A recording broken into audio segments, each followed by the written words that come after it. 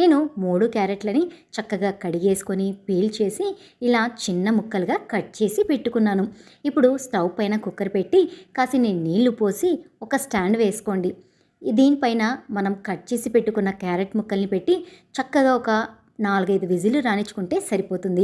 Carrot మనం డైరెక్ట్గా వాటర్లో వేసి ఉడికించుకోవటం వల్ల వాటర్లో మనకి పోషకాలన్నీ పోతాయి అన్నమాట. అది విజిల్ వచ్చే లోపల పొయ్యి మీద పాలు పెట్టుకొని మనము కొద్దిగా కలకండను ఒక 3 టేబుల్ స్పూన్స్ యాడ్ చేసుకుంటే సరిపోతుందండి. ఎక్కువ స్వీట్ అవసరం లేదు. క్యారెట్లో మనకు చక్కగా తీపి ఉంటుంది కదా, ఆ తీపి సరిపోతుందన్నమాట. పాలు కూడా 1/2 లీటర్ పాలు తీసుకుంటే సరిపోతాయండి. చూస్తున్నారు కదా, నాకు ఇక్కడ విజిల్స్ కూడా వచ్చేస్తున్నాయి. 4-5 విజిల్స్ వచ్చిన తర్వాత ఆవిరి పోయే వరకు దాన్ని అలాగా పక్కకు పెట్టేసుకుందాము.